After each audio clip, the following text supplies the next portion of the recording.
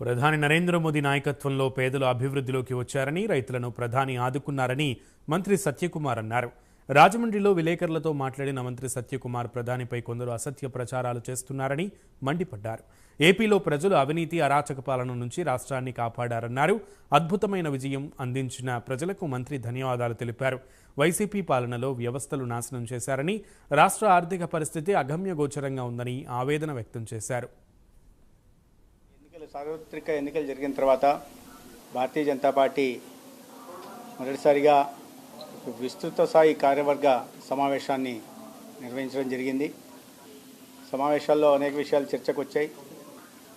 ఈ ఎన్నికల్లో రాష్ట్రంలో జరిగిన ఎన్నికలు, దాని మీద సమీక్ష, ఎన్నికల సరళి, దేశంలో కూడా ఎన్డీఏ ప్రభుత్వం ఏర్పాటు, అక్కడ ఎన్నికల సరళి మీద కూడా విస్తృత చర్చ, సమీక్ష చేయడం జరిగింది. 2 తీర్మానాలను కూడా సభ ఆమోదించింది.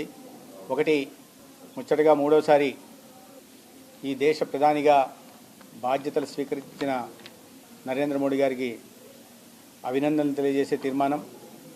రెండవది, రాష్ట్రంలో ఒక అద్భుత విజయాన్ని ఎన్డీఏకి చేకూర్చి ఇచ్చిన ప్రజలకు ధన్యవాదాలు తెలియజేసే తీర్మానం.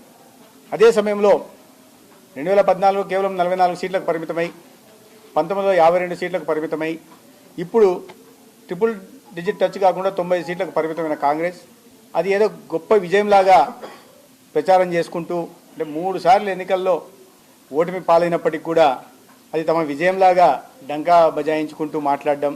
గత ఎన్నికలతో పోలిస్తే కేవలం 2% ఓట్లు మాత్రమే, కేవలం 2% ఓట్లు మాత్రమే పెరిగాయి. 2% ఓట్లు పెరిగితే 47 సీట్లు పెరిగాయి. అదేదో ఘన విజయంగా చెప్పుకునే ప్రయత్నం చేస్తుంది.